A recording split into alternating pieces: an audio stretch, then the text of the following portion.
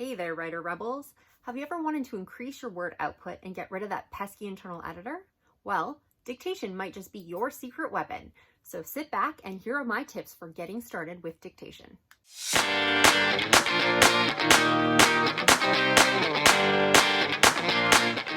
Hello everyone and welcome to my channel. If you haven't been here before, I'm Scarlett Kol, young adult author, YouTuber, and storyteller. And it is Thursday, which means it is time for a little bit of writing advice. So this Thursday, I would like you to excuse the backdrop today. I am hiding out in my basement because everyone in my house is so very loud, which is really unfortunate. However, like me, you might be trying to find a quiet place in your home a little more often if you get into dictation using the tips that I'm just about to give you. Dictation can be a huge time saver in terms of word count. I started dictating probably about a year ago from the recommendation of a friend. She was writing about a novel a month, basically dictating on her way to and from work, and then sometimes on her lunch break or whenever she got some extra time. I was taking a whole lot longer to be writing my novels, which of course, there's nothing wrong with that. However, if you haven't noticed, I also like to talk, so it seemed like it might be a good fit for me. After doing some research, there are some people out there who get between 3,000 and 5,000 words in an hour. I cannot type that fast, and I don't know a lot of people who can. So if you are looking for those kinds of outputs, this might be a way to go. I will be honest with you, I don't even hit 3,000 words in an hour, and I've been doing this for a while. Some people will, some people won't. And just like writing by hand or writing on a computer, your word count is going to be personal. So some people who aren't fast writers will not be fast dictators as well. It is a skill and you do get faster the more you do it, just like anything else. However, it can be a really, really good tool, especially if you are facing a deadline or if you're dealing with maybe a health condition like carpal tunnel syndrome, or if you, like me, only have summer for a few months out of the year and really like to maximize your summertime by being outside by the pool or walking through your neighborhood or even just doing laps in your backyard. It can give that freedom away from your desk and help inspire creativity as well. So let's get started on the tips on how to get started with dictation. I have quite a few, so I'm going to try to get through them as quickly as I possibly can. All right, here we go. The first thing that you need to know about dictation is that it's going to take time to get started. There's so many authors out there where I talk to them about dictation and they just kind of wrinkle their nose a little bit and be like, yeah, I tried that once and it didn't work for me. That's fine. It's not going to work for everybody. Just like every writing process is different for every writer, some people can do dictation and some people can't. My only caveat with that is trying dictation once and then realizing that it's not for you is probably not enough. When you were in grade school and you learned how to write, you didn't just sit down with a pen and handwrite half the Bible.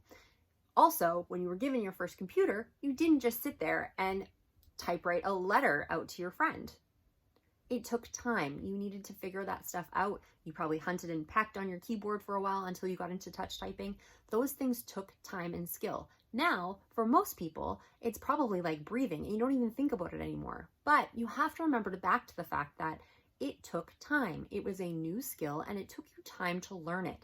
So if you're trying to learn a new skill, even though you probably talk every single day, dictation isn't the same thing. It is learning a new skill. It is learning to write in a different way.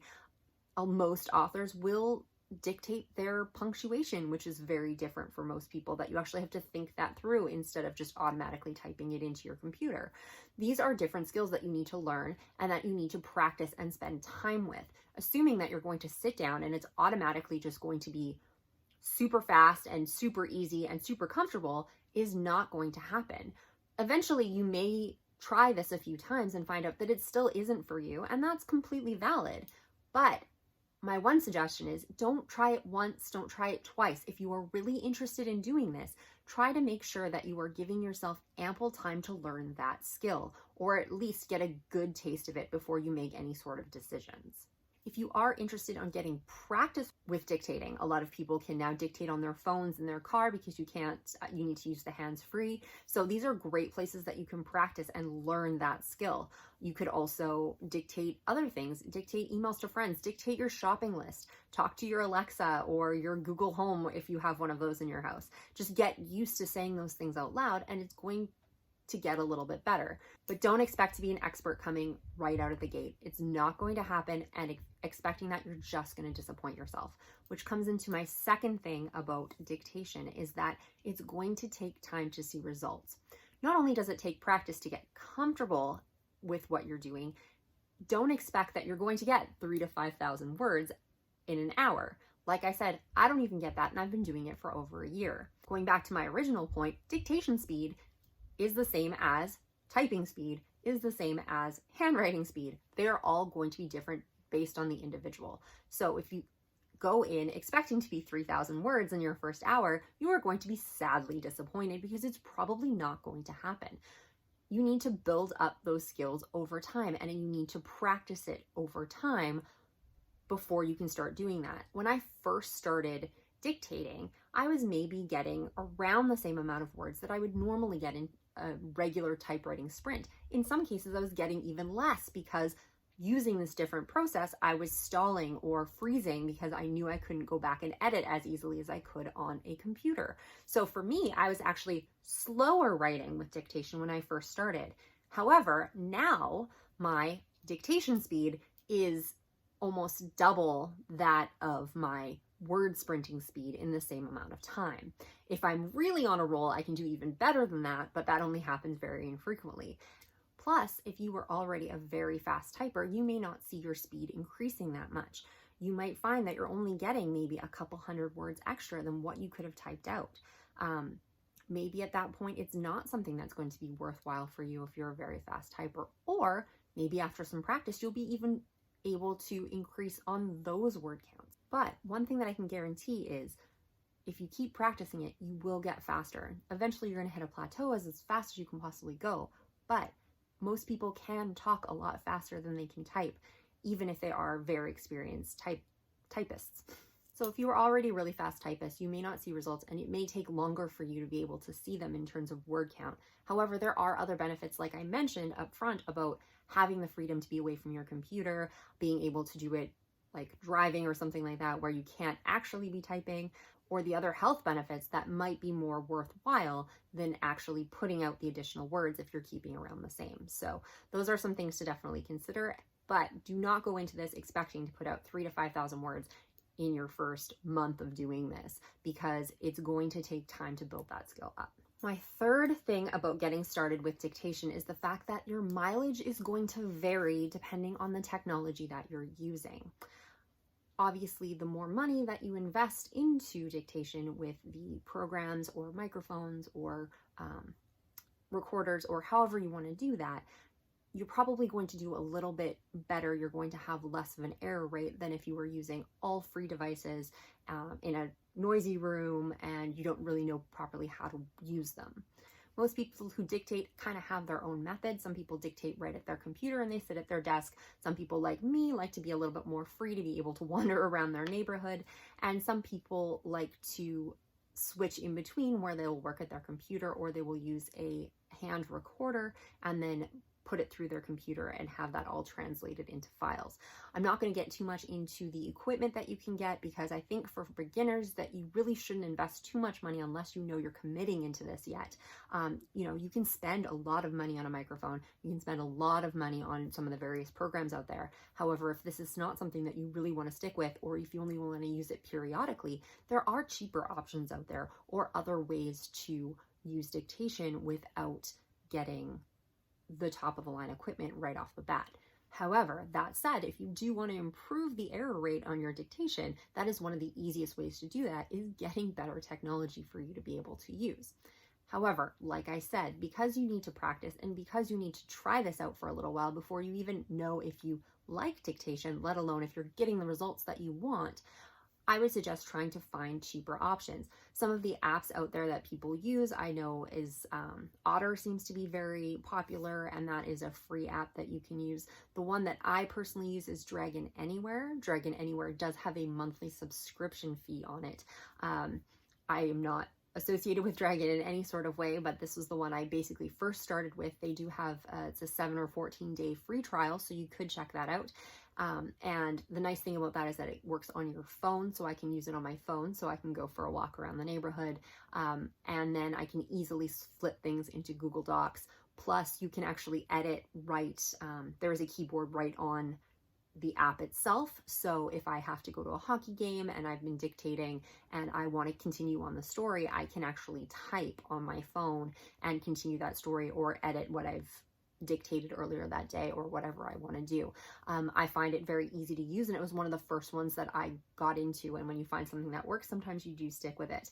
One of the things I will suggest about Dragon Anywhere, though, is if you are using that, it is a month-to-month subscription. You can pay for the full year, and I think you get like a month off, but I still do the month by month. So if I've been editing, or I know I'm taking a long time off, or if I'm just doing outlining or something like that, and I know I'm not going to be doing large chunks of writing for a while, I'll actually cancel my subscription to save myself some money. So I'm only using that subscription in the months when I really, really know that I'm going to need to get a lot of words out. So, or for instance, I tend to want to use Dictation a lot more in the summertime so I can be outside. I know I'm probably going to have that subscription through those summer months, but in the wintertime when I'm inside a little bit more and I'm a little bit busier at work and I know I'm not going to get large chunks of time to dictate and work on larger books, then I'm going to cancel that subscription and save myself some money. In terms of microphones, there is a huge range of microphones and stuff that are out there. I do have one for my desk, but if you are looking for something very, very simple, one of the things I do, I look ridiculous, but one of the things that I find really easy is I have my headphones from my iPhone, and basically I will throw one in here and actually loop it around my other ear. I kind of look ridiculous, but that microphone sits right around my lips here, and I can pace in my hallway or sit in my office and just talk away. And that microphone setup actually works rather well.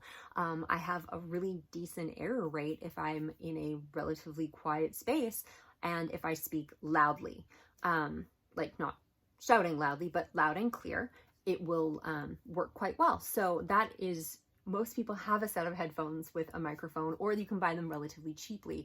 This is a way that you can get started with dictation to see if you like it without investing lots of money. If you do get into it on a regular basis, I do suggest checking out other videos and other people that are using different types of equipment to find out the system that works the best for you and that you think is going to be the best to continue with. But the reason I bring this up is that a lot of people, when they start dictating, get very disappointed with their error rate, and that's why they give up. But the fact of the matter is you can actually get that error rate down quite a bit. Most of the stuff that I'm dictating now, because I know what I'm doing, I know how to use the program, and it's gotten used to me, my error rate is generally not much different than the mistakes that I'm making when I hand type. Maybe a little bit more, but not by much, and I can completely understand that everything that's going in there. However, if you use something like the dictation in Google Docs, I find that one, I have a huge error rate. However, it is a free option. So when you're first starting out and you are learning that, Google Docs is a viable option of a free dictation service. Otter is a good one for a free dictation service. However, I don't find it as good as some of the paid versions that are out there.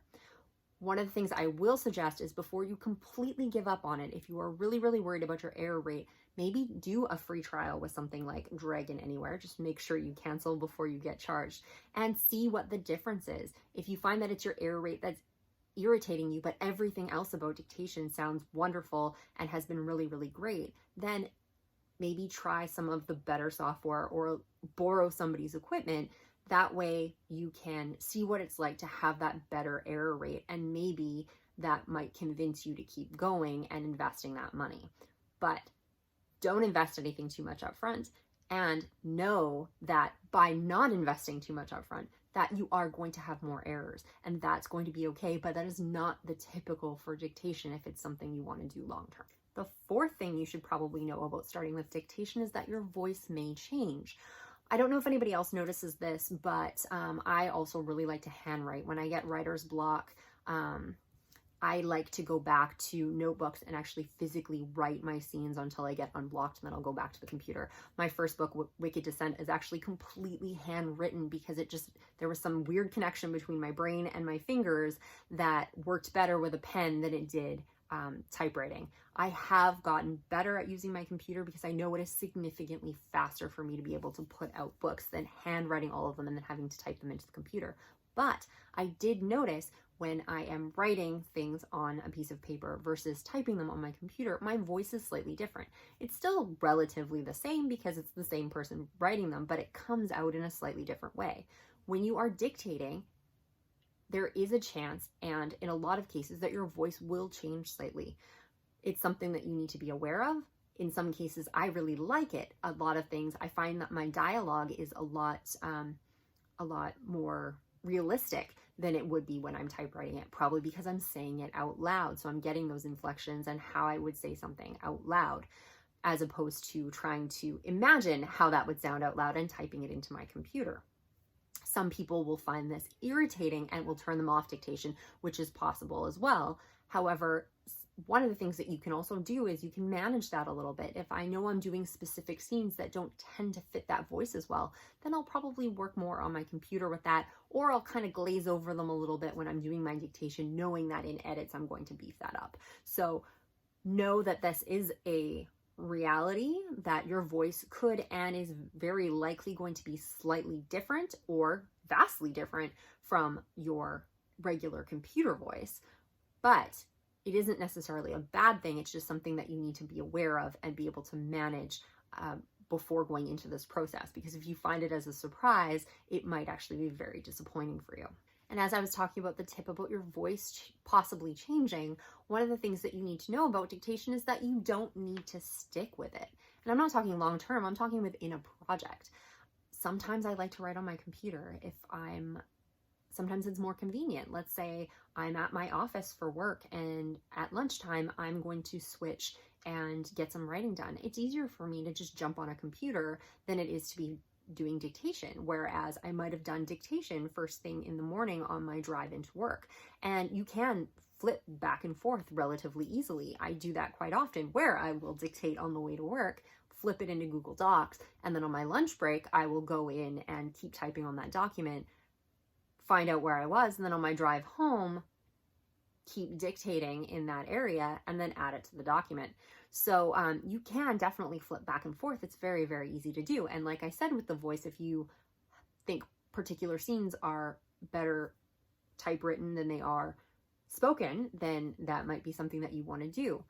Or you might be in a situation like when I do writing retreats with friends, they don't dictate, not whether they have tried it or aren't interested or what have you, but that's not something that they like to do. So when I'm participating in writing retreats with them, I'm going to use my computer because I just kind of want to do that with them and I don't want to interrupt their flow and their space. If I really want to get something done, I have done that where I've had to remove myself and go somewhere else to dictate, but generally when I'm in those sort of situations, I'm going to use my computer and I'll just make up dictation time later. Personally though, to make it the easiest on you, I do suggest starting sections with dictation and then maybe finishing them on your computer. You can jump back and forth, and the more experience that you get with it, the easier it is to do that. But I do find that it's easier to start a section with dictation and then to continue it somewhere else than to try to remember what was on your computer and jump into that and then try and dictate from that point.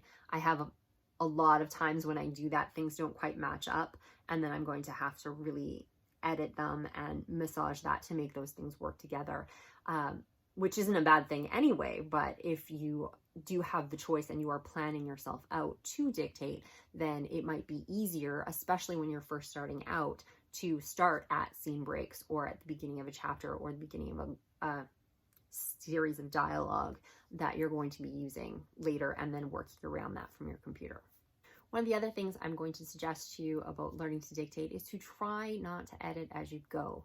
Obviously, I'm sure a lot of people have heard about turning off your inner editor regardless of how you're writing, but when you do dictation, regardless of what you're doing, it does make it a little bit more difficult to get back into your app or whatever you're doing to change things.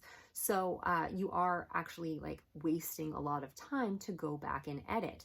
So my suggestion would be to try and avoid that whenever possible. Some of the things that a lot of people out there will use in dictation is instead of trying to go back and fix something, they will just add extra lines. So new line, new line, new line, and then they will just re-say what they should have said in the first place and then continue on.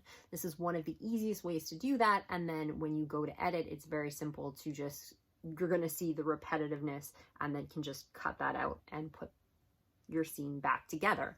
One of the reasons I absolutely love dictation, and this is one of the reasons I got into dictation in the first place, it wasn't even about the word count. I am an overthinker.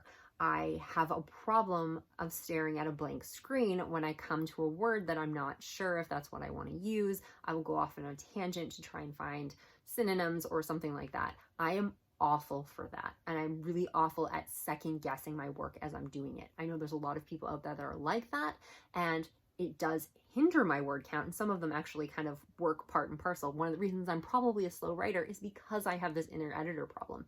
The nice thing about dictation for me is because it is such a pain in the butt to go back and edit it, I tend not to, and I tend to be really good at just adding those new lines and going forward. So for me, this impacts my word count significantly because I'm moving through things very, very fast because I'm not stopping myself to correct something and to go back and fix something else and second guess it. I can't see it in front of me as I'm talking. Usually I'll have my phone in my pocket or in my hands or somewhere that I'm not directly looking at it in front of me. So I'm not seeing those errors as they come up on the screen. So I have a better chance of just continuing on and letting myself go through that flow. I'm also a writer that tends to pace or likes to tell themselves the story in their heads while they're working on something. So dictation tends to work really well for me for that reason, because I can't go back and edit and because I can just get into that flow and let everything come out. However, if you are going to get into the habit of having to go back and edit your work as you're doing it, then dictation is probably not going to work for you. If you are trying it out though, and it is something that you normally do, I do recommend trying not to, as if this is one of the hangups that you normally have, it could be a really, really helpful tool in helping you get over that. Another tip with getting started with dictation is to mini outline. I know a lot of people just like to pants things, which is fine, and you can still be a pantser to do that. I'm just saying, have an idea of where you're going. Why is this important? Because with dictation, it is very, very easy to go off on a tangent.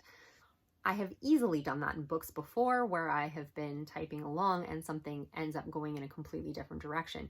But when you are dictating and you are just talking, it is a very different experience, and it's really, really easy to go even further in a completely different direction. If you have no idea what kind of flow you're getting into, and the fact that you aren't really looking at your word count on a regular basis, it's not right in front of your face showing you where you're at, you can really go off the rails very, very quickly. One of the things I will suggest is get a Post-it note or a sheet of paper or something like that, and basically jot down maybe 3 or 4 points or more if that works for you.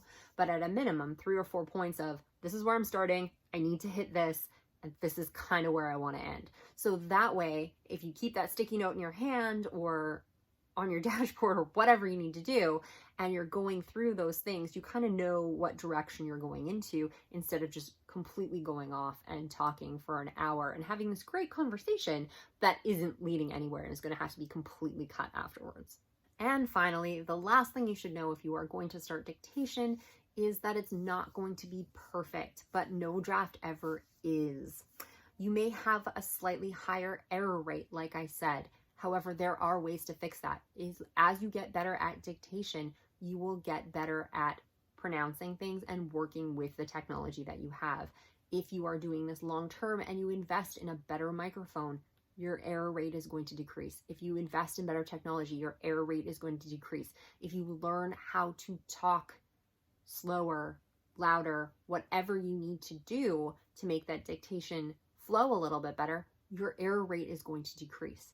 Like I said, I've gotten to the point now where mine is usually slightly worse than my hand type stuff, but not by much, which really isn't that bad. However, when you are first starting out, there are going to be errors in them, and obviously this is going to be stuff that you have to fix. And the first few times, or first several times that you're going to be dictating, there is going to be more editing that you need to do. There are going to be more things that you need to fix.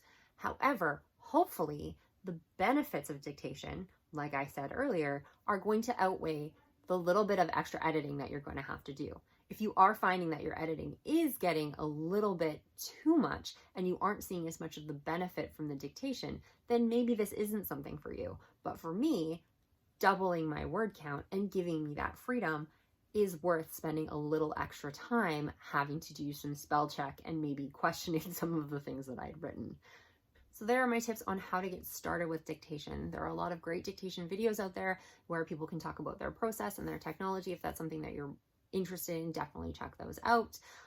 But it is something that really, really works for me. Like I said, I don't use it all the time. I haven't actually used it on my current project. I don't typically use it for editing, but when I do want to get a lot of words out, or if I'm really comfortable with the story and I know I just want to move it along and just like get it from my brain out on paper, it is one of the best ways I have found to do that quickly and efficiently and without second guessing myself and turning off that internal editor. If you already use dictation or you've tried it, leave a comment below this video and share it with everyone else so they can see your experience. And if it is something that you haven't tried before and are willing to give it a shot, always come back here and leave a comment and tell me how it went.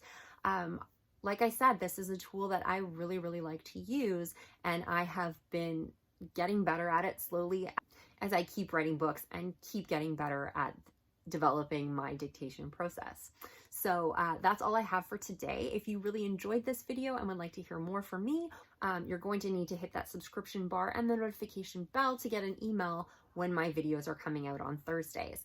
If you did like this video, make sure to give it a thumbs up, because that stuff is really, really important, as YouTube will see that these are the videos that people like to watch and they will start recommending them to others. So then that way we can build our community here and get a lot more suggestions for fantastic videos.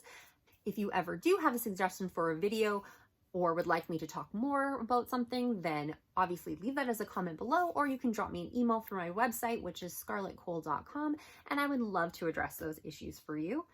So until next week, happy writing, and I will see you then.